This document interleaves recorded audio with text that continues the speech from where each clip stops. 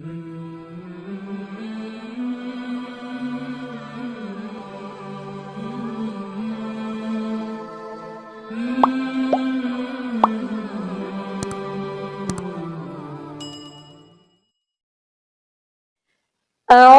بالله من الشيطان الرجيم.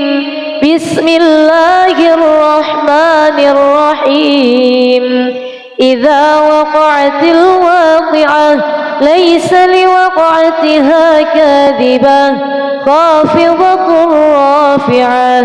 إذا رجت الأرض رجا وبست الجبال بسا فكانت هباء منبثا وكنتم أزواجا ثلاثة فأصحاب الميمنة ما أصحاب الميمنة وأصحاب المشأمة ما أصحاب المشأمة والسابقون السابقون أولئك المقربون في جنات النعيم. ثلة من الأولين وقليل من الآخرين على سرر موضونة متكئين عليها متقابلين. يطوف عليهم ولدان مخلدون بأكواب وأباريق وكأس من معين لا يصدعون عنها ولا ينزفون وفاكهة مما يتخيرون ولحم طير مما يشتهون وحور عين كأمثال اللؤلؤ المكنون جزاء بما كانوا يعملون. لا يسمعون فيها لغوا ولا تأثيما إلا قيلا سلاما. وأصحاب اليمين ما أصحاب اليمين في سدر مخضود وطلح ممدود وظل ممدود وماء مسكوب وفاكهة كثيرة لا مقطوعة ولا ممنوعة وفرش مرفوعة. إنا أنشأناهن إنشاء فجعلناهن أبكارا عربا أترابا لأصحاب اليمين. ثلة من الأولين وثلة من الآخرين. وأصحاب الشمال ما أصحاب الشمال في سموم وحميم وظل من يحموم لا بارد ولا كريم. إنهم كانوا قبل ذلك مترفين وكانوا يصرون على الحنث العظيم وكانوا يقولون أإذا متنا وكنا ترابا وعظاما أإنا لمبعوثون أو آباؤنا الأولون. قل إن الأولين والآخرين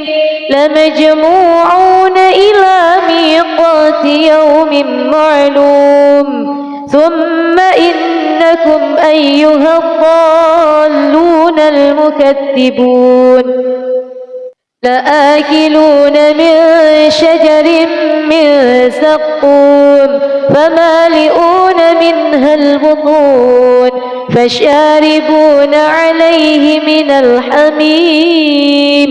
فشاربون شرب الهيم هذا نزلهم يوم الدين نحن خلقناكم فلولا تصدقون أفرأيتم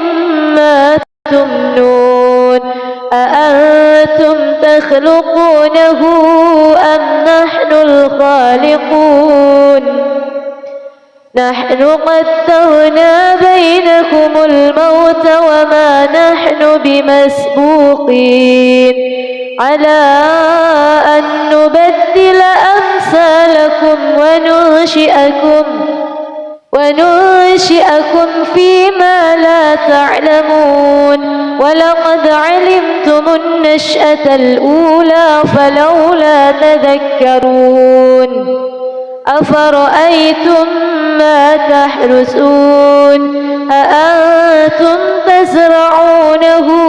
أم نحن الزارعون لو نشاء لجعلناه حطاما فظلتم تفكهون إنا لمغرمون بل نحن محرومون أفرأيتم الماء الذي تشربون أأنتم أنزلتموه من المزن أم نحن المنزلون لو نشاء جعلناه أجاجا فلولا تشكرون أفرأيتم النار التي تورون أأنتم أنشأتم شجرتها أم نحن المنشئون نحن جعلناها تذكرة ومتاعا للمقوين فسبح باسم ربك العظيم فلا أقسم بمواقع النجوم وإنه لقسم لو تعلمون عظيم إنه لقرآن كريم في كتاب مكنون لا يمسه إلا المطهرون تنزيل من رب العالمين أفبهذا الحديث أنتم مدهنون وتجعلون رزقكم أنكم تكذبون فلولا إذا بلغت الحلقوم وأنتم حينئذ تنظرون ونحن أقرب إليه منكم ولكن لا تبصرون فلولا إن كنتم غير مدينين ترجعونها إن كنتم صادقين فأما إن كان من المقربين فروح وريحان وجنة نعيم وأما إن كان من أصحاب اليمين فسلام لك من أصحاب اليمين وأما إن كان من المكذبين الضالين فنزل من حميم وتصلية جحيم إن هذا لهو حق اليقين فسبح باسم ربك العظيم بسم الله الرحمن الرحيم ياسين والقرآن الحكيم إنك لمن المرسلين على صراط مستقيم تنزيل العزيز الرحيم لتنذر قوما ما أنذر آباؤهم فهم غافلون لقد حق القول على أكثرهم فهم لا يؤمنون إنا جعلنا في أعناقهم أغلالا فهي إلى الأذقان فهم مقمحون وجعلنا من بين أيديهم سدا ومن خلفهم سدا فأغشيناهم فهم لا يبصرون وسواء عليهم أأنذرتهم أم لم تنذرهم لا يؤمنون إنما تنذر من اتبع الذكر وخشي الرحمن بالغيب فبشره بمغفرة وأجر كريم إنا نحن نحيي الموتى ونكتب ما قدموا وآثارهم وكل شيء أحصيناه في إمام مبين واضرب لهم مثلا أصحاب القرية إذ جاءها المرسلون إذ أرسلنا إليهم اثنين فكذبوهما فعززنا بثالث فقالوا إنا إليكم مرسلون قالوا ما أنتم إلا بشر مثلنا وما أنزل الرحمن من شيء إن أنتم إلا تكذبون قالوا ربنا يعلم إنا إليكم لمرسلون وما علينا إلا البلاغ المبين قالوا إنا تطيرنا بكم لئن لم تنتهوا لنرجمنكم وليمسنكم منا عذاب أليم قالوا طائركم معكم أئن ذكرتم بل أنتم قوم مسرفون وجاء من أقصى المدينة رجل يسعى قال يا قوم اتبعوا المرسلين اتبعوا من لا يسألكم أجرا وهم مهتدون وما لي لا أعبد الذي فطرني وإليه ترجعون أأتخذ من دونه آلهة إن يردني الرحمن بضر لا تغن عني شفاعتهم شيئا ولا ينقذون إني إذا لفي ضلال مبين إني آمنت بربكم فاسمعون قيل ادخل الجنة قال يا ليت قومي يعلمون بما غفر لي ربي وجعلني من المكرمين وما أنزلنا على قومه من بعده من جند من السماء وما كنا منزلين إن كانت إلا صيحة واحدة فإذا هم خامدون يا حسرة على العباد ما يأتيهم من رسول إلا كانوا به يستهزئون ألم يروا كم أهلكنا قبلهم من القرون أنهم إليهم لا يرجعون وإن كل لما جميع لدينا محضرون وآية لهم الأرض الميتة أحييناها وأخرجنا منها حبا فمنه يأكلون وجعلنا فيها جنات من نخيل وأعناب وفجرنا فيها من العيون ليأكلوا من ثمره وما عملته أيديهم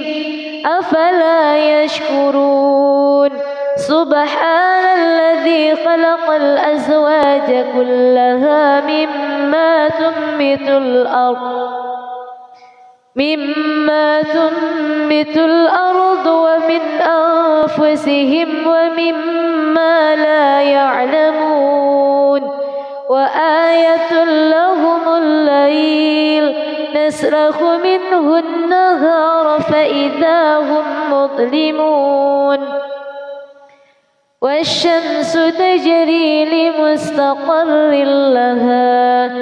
ذلك تقدير العزيز العليم والقمر قدرناه منازل حتى عاد كالعرجون القديم لا الشمس ينبغي لها أن تدرك القمر ولا الليل سابق النهار وكل في فلك يسبحون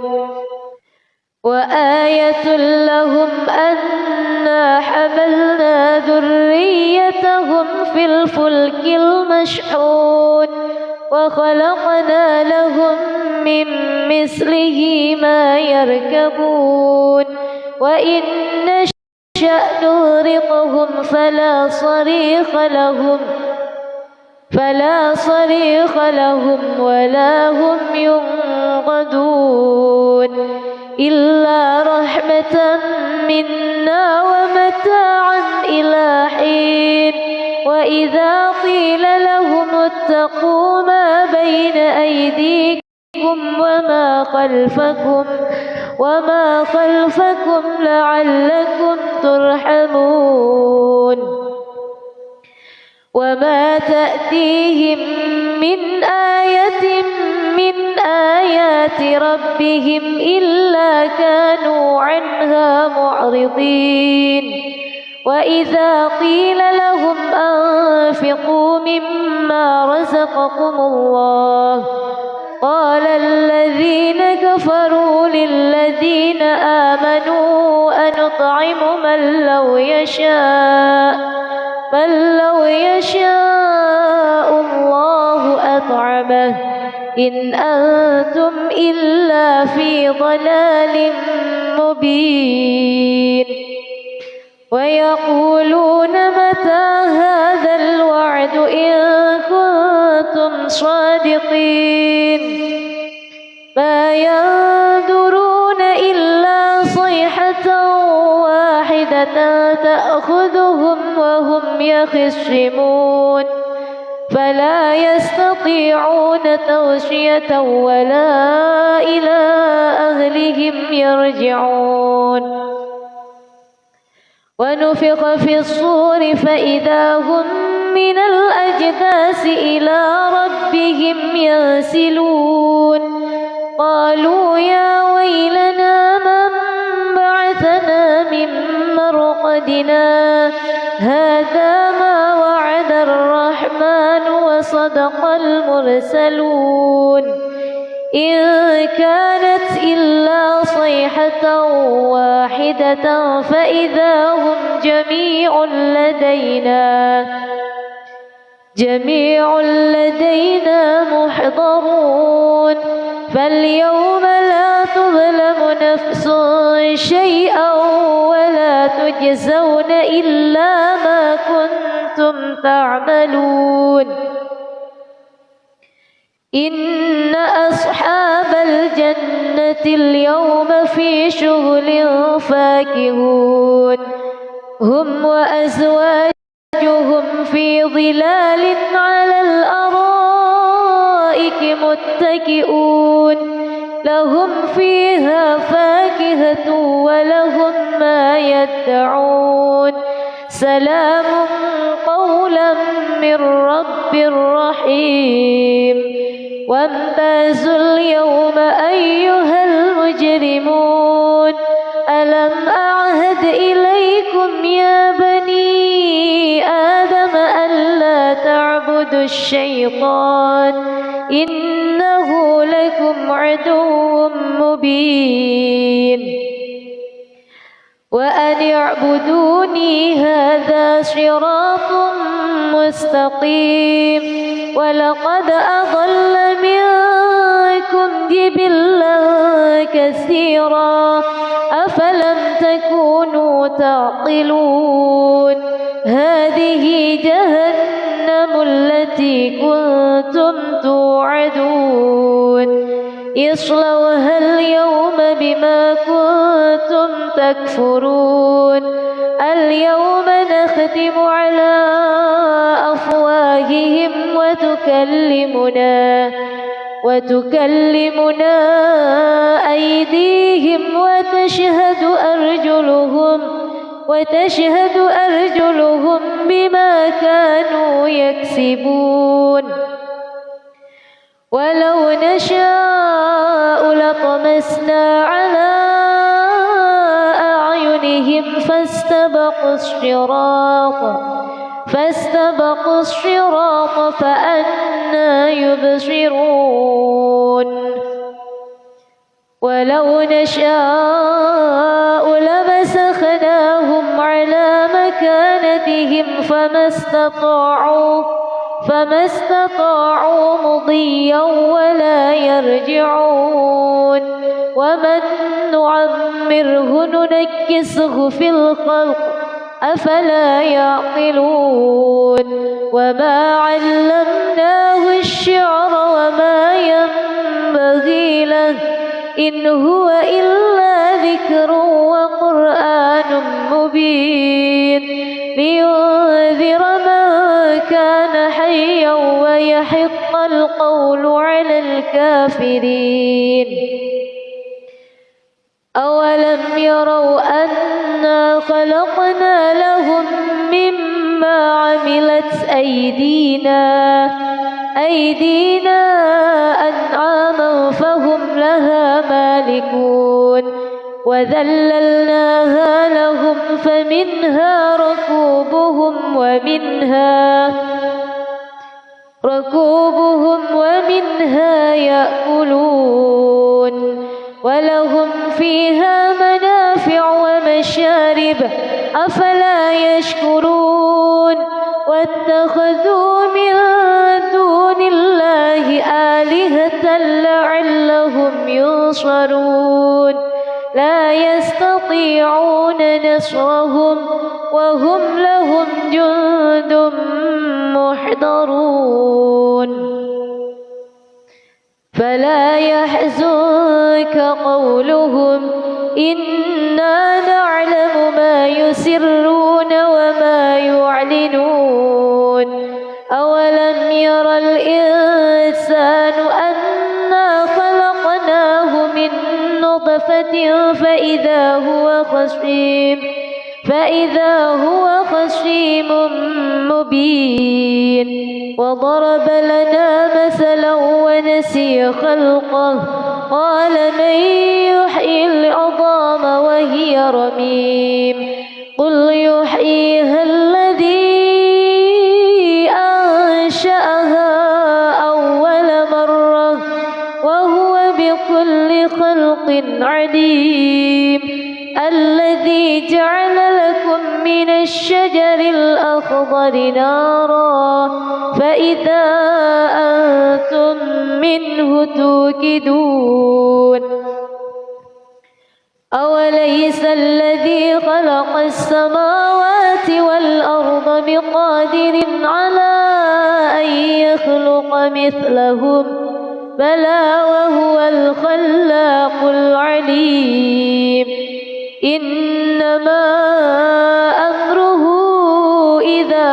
أراد شيئا أن يقول له كن فيكون فسبحان الذي بيده ملكوت كل شيء وإليه ترجعون بسم الله الرحمن الرحيم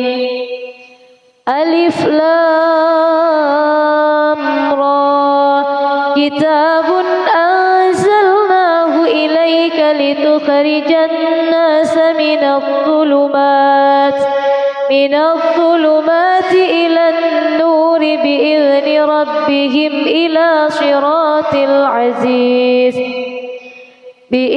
ربهم إلى صراط العزيز الحميد الله الذي له ما في السماوات وما في الأرض وويل للكافرين من عذاب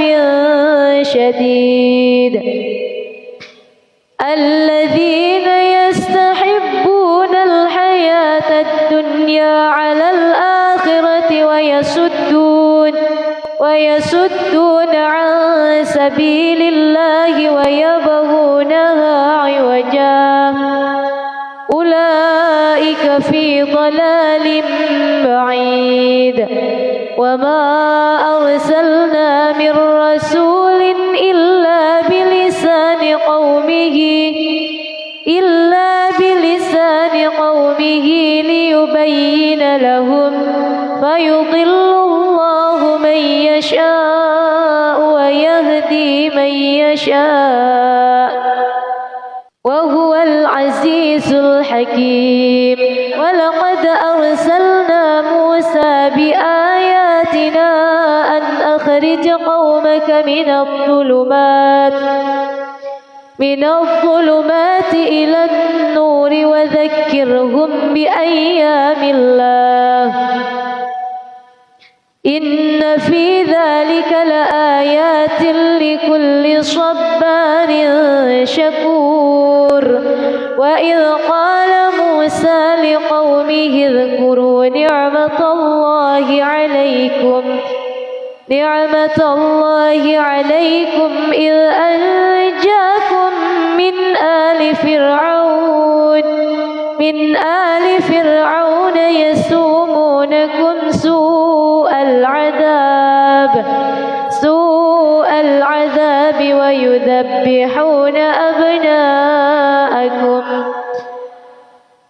ويذبحون أبناءكم ويستحيون نساءكم وفي ذلكم بلاء من ربكم عظيم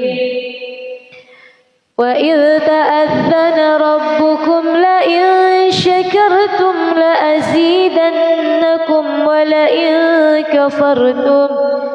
ولئن كفرتم إن عذابي لشديد وقال موسى إن تكفروا أنتم ومن في الأرض جميعا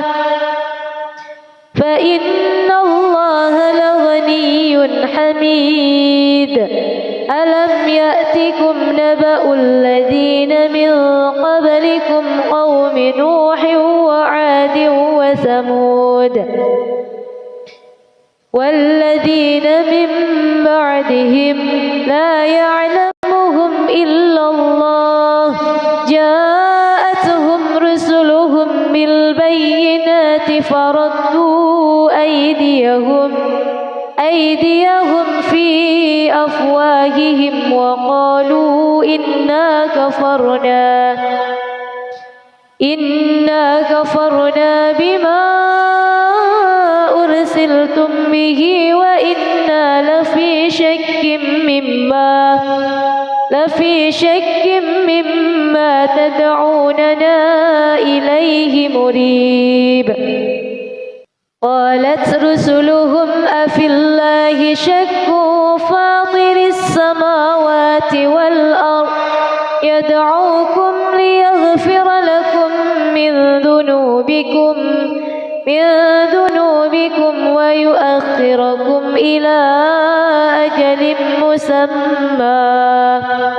قالوا إن أنتم إلا بشر مثلنا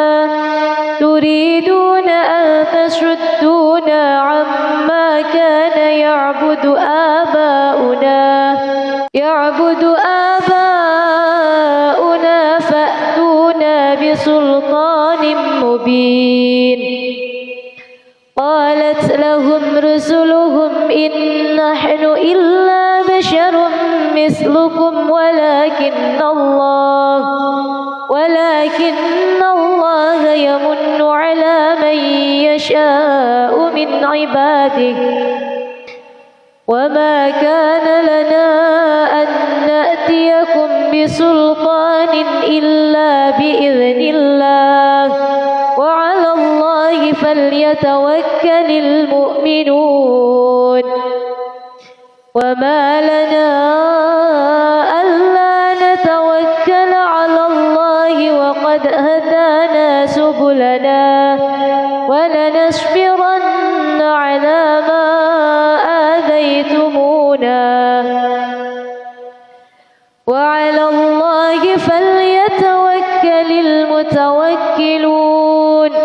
وقال الذين كفروا لرسلهم لنخرجنكم من أرضنا أو لتعودن في ملتنا.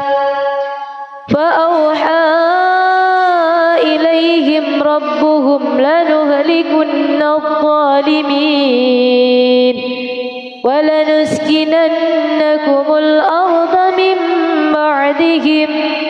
ذلك لمن خاف مقامي وخاف وعيد. واستفتحوا وخاب كل جبار عنيد. من ورائه جهنم ويسقى من ماء صديد يتجرعه ولا يكاد يسيغه ويأتيه الموت من كل مكان وما هو بميت ومن ورائه عذاب غليظ. مثل الذين كفروا بربهم أعمالهم كرماد اشتدت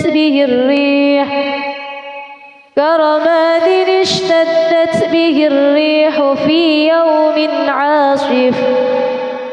لا يقدرون مما كسبوا على شيء ذلك هو الضلال البعيد. ألم تر أن الله خلق السماوات والأرض بالحق إن يشأ يذهبكم ويأتي بخلق جديد وما ذلك على الله بعزيز. وبرزوا لله جميعا فقال الضعفاء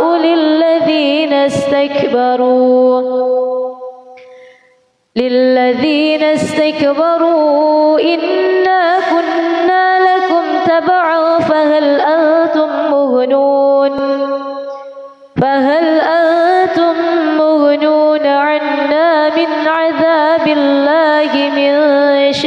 شيء. قالوا لو هدانا الله لهديناكم سواء علينا أجزعنا أم صبرنا لنا وقال الشيطان لما قضي الأمر إن الله وعدكم وعد الحق ووعدتكم فأخلفتكم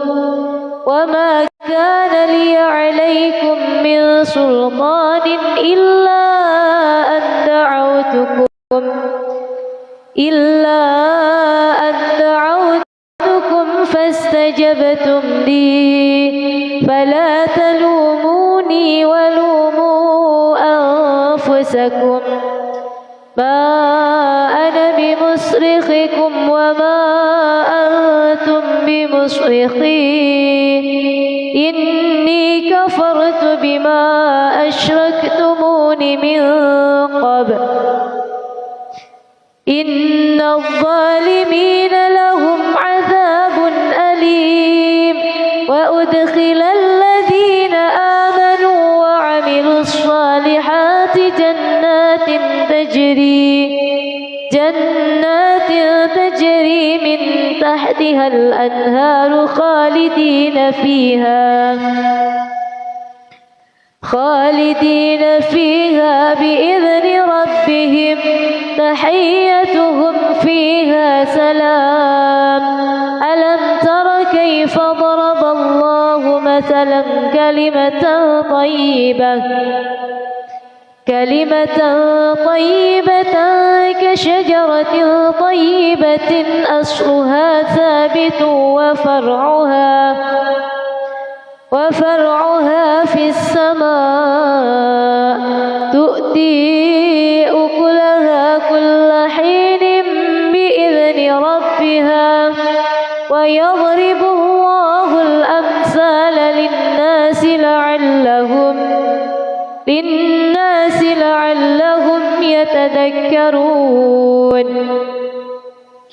ومثل كلمة خبيثة كشجرة خبيثة اجتثت من فوق الأرض ما لها من قرار يثبت الله الذين آمنوا بالقول الثابت في الحياة الدنيا وفي الآخرة ويضل الله الظالمين ويفعل الله ما يشاء ألم تر إلى الذين بدلوا نعمة الله كفرا وأحلوا قومهم دار البوار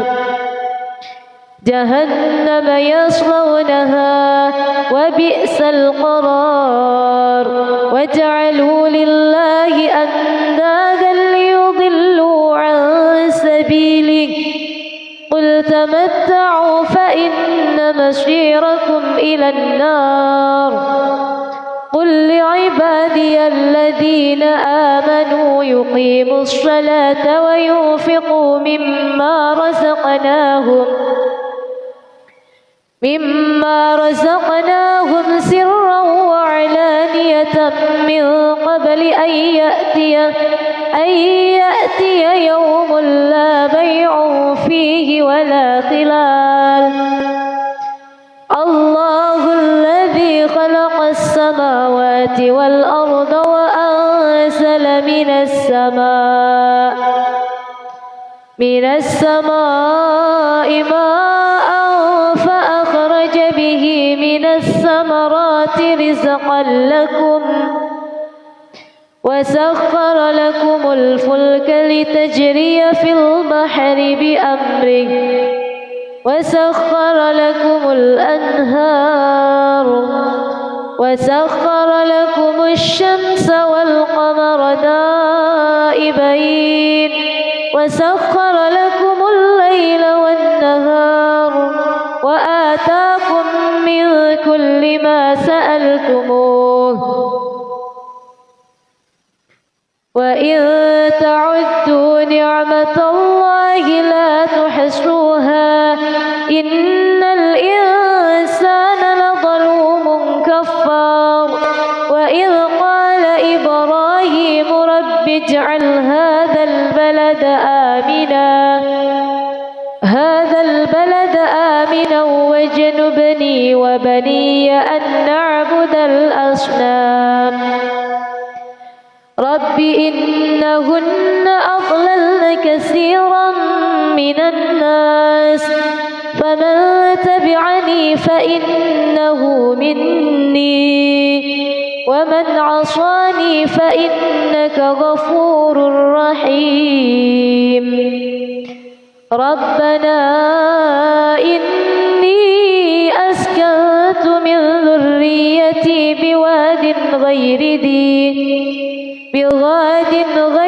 ذي زرع عند بيتك المحرم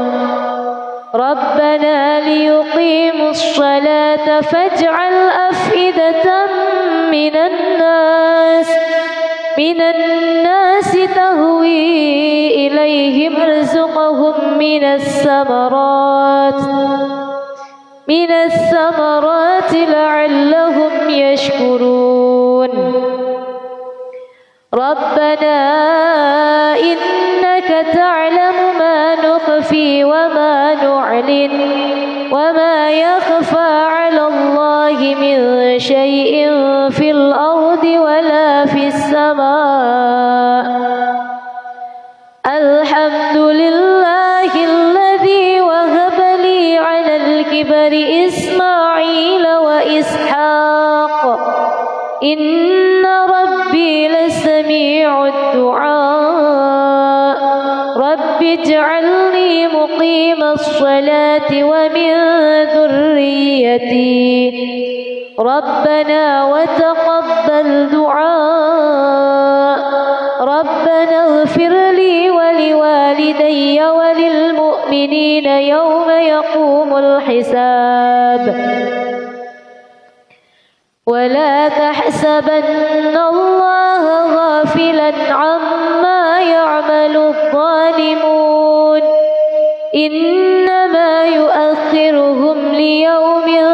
تشخص فيه الأبصار مهطعين مقنعي رؤوسهم لا يرتد إليهم طرفهم وأفئدتهم هواء وأنذر الناس يوم يأتيهم العذاب فيقول الذين ظلموا ربنا أخرنا إلى أجل قريب نجب دعوتك ونتبع الرسل أولم تكونوا أقسمتم من قبل ما لكم من زوال وسكنتم في مساكن الذين ظلموا أنفسهم وتبين لكم كيف فعلنا بهم وضربنا لكم الأمثال وقد مكروا مكرهم وعند الله مكرهم وإن كان مكرهم لتزول منه الجبال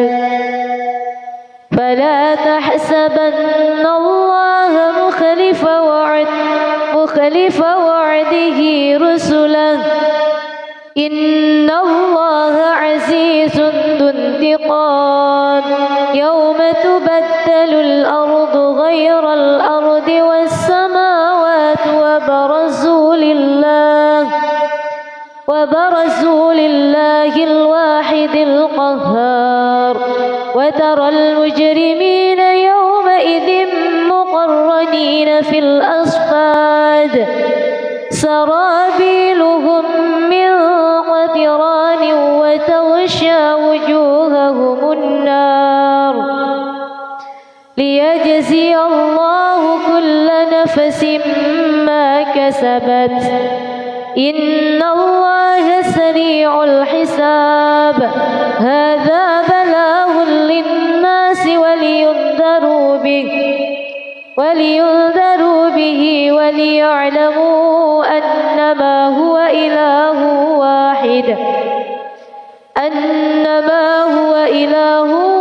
واحد وليذكر أولو الألباب. بسم الله الرحمن الرحيم. الرحمن علم القرآن خلق الإنسان علمه البيان. الشمس والقمر بحسبان والنجم والشجر يسجدان والسماء رفعها ووضع الميزان ألا تطغوا في الميزان وأقيموا الوزن بالقسط ولا تخسروا الميزان والأرض وضعها للأنام فيها فاكهة والنخل ذات الأكمام والحب ذو العصف والريحان. فبأي آلاء ربكما تكذبان؟ خلق الإنسان من صلصال كالفخار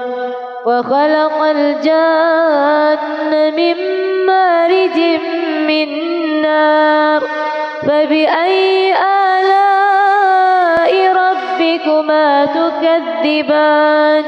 رب المشرقين ورب المغربين. فبأي آلاء ربكما تكذبان؟ مرج البحرين يلتقيان بينهما برزخ لا يبغيان. فبأي آلاء ربكما تكذبان؟ يخرج منهما اللؤلؤ والمرجان. فبأي آلاء ربكما تكذبان؟ وله الجوار المنشآت في البحر كالأعلام. فبأي آلاء ربكما تكذبان؟ كل من عليها فان ويبقى وجه ربك ذو الجلال والإكرام. فبأي آلاء ربكما تكذبان؟ يسأله من في السماوات والأرض كل يوم هو في شأن. فبأي آلاء ربكما تكذبان؟ سنفرغ لكم أيها الثقلان. فبأي آلاء ربكما تكذبان؟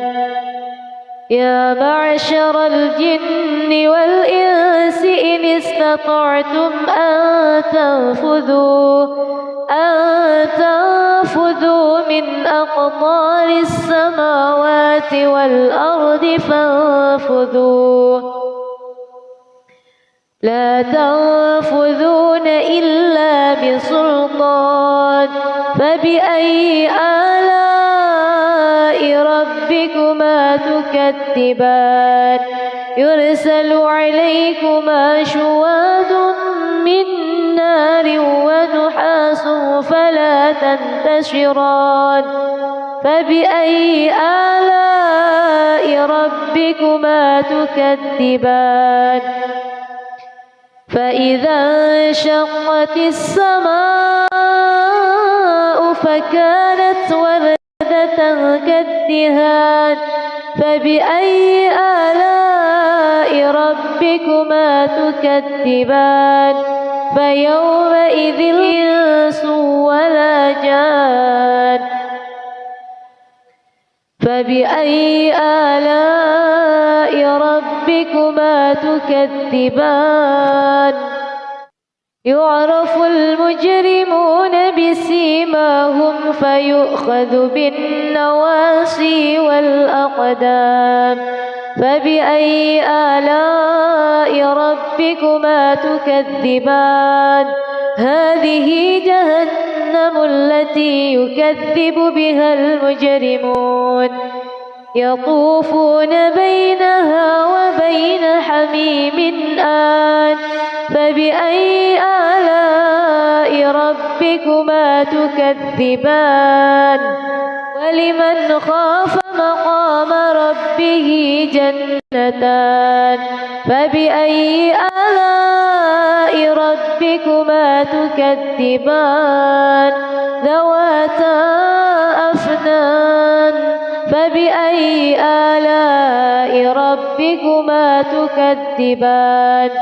فيهما عينان تجريان فبأي آلاء ربكما تكذبان فيهما من كل فاكهة زوجان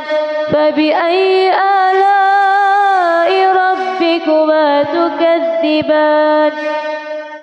فيهما من كل فاكهة زوجان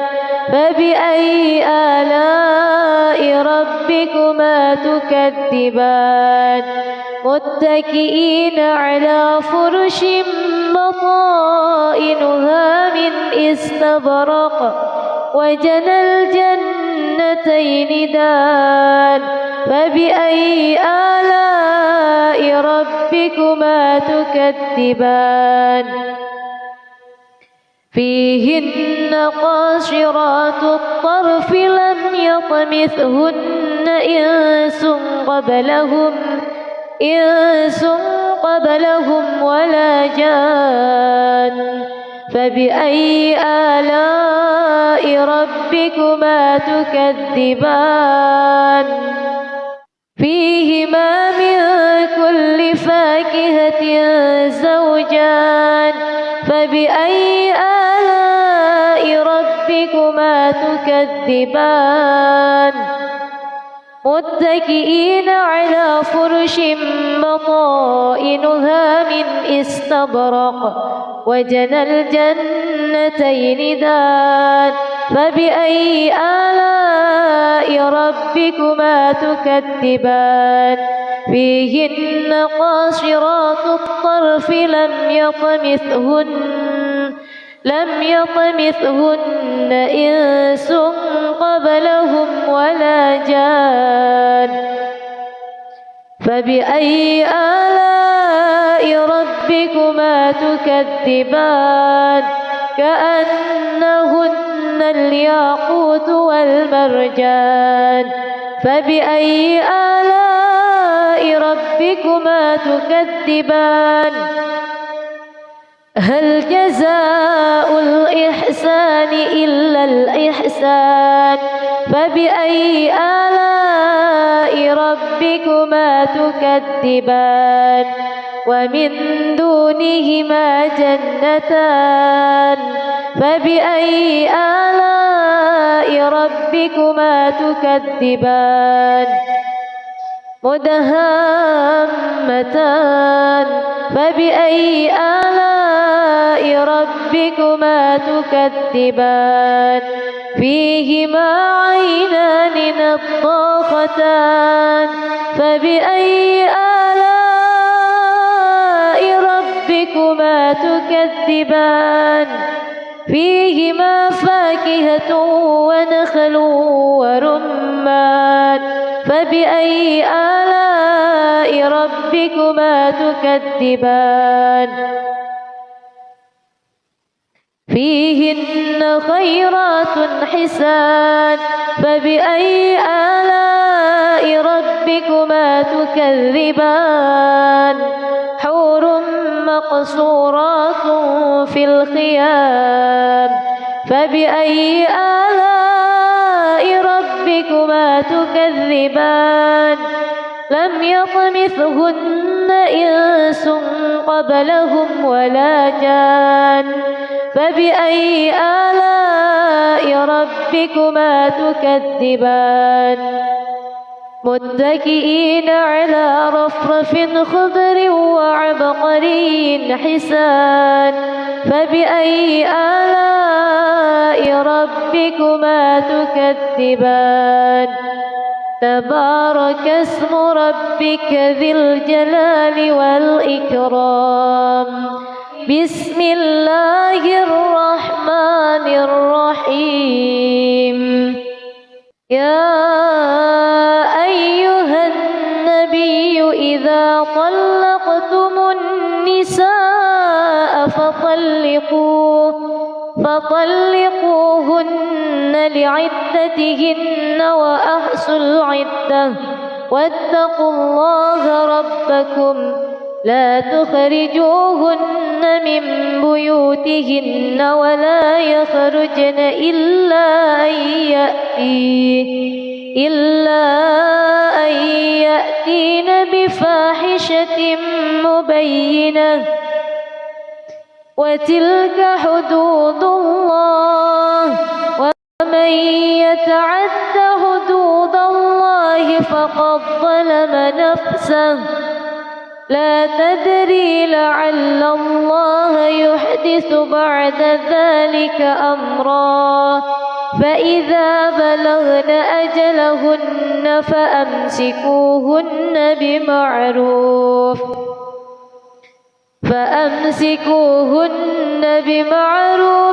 أو فارقوهن بمعروف وأشهدوا ذوي عدل منكم وأقيموا الشهادة لله ذلكم يوعظ به من كان يؤمن بالله واليوم الآخر ومن يتق الله يجعل له مخرجا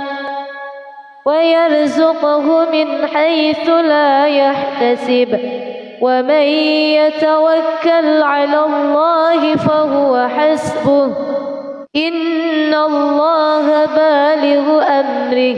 قد جعل الله لكل شيء قدرا واللائي يئسن من المحيض من نسائكم إن ارتبتم فعدتهن ثلاثة أشهر واللائي لم يحض وأولاة الأحمال أجلهن أن يضعن حملهن ومن يتق الله يجعل له من أمره يسرا ذلك أمر الله أنزله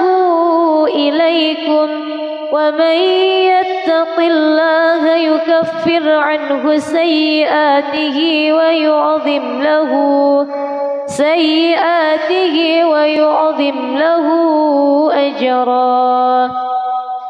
أسكنوهن من حيث سكنتم من وجدكم ولا تضاروهن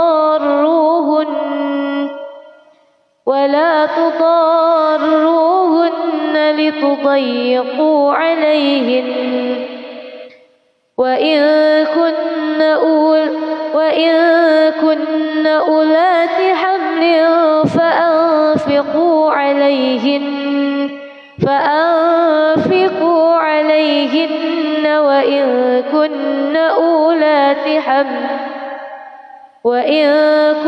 أولات حمل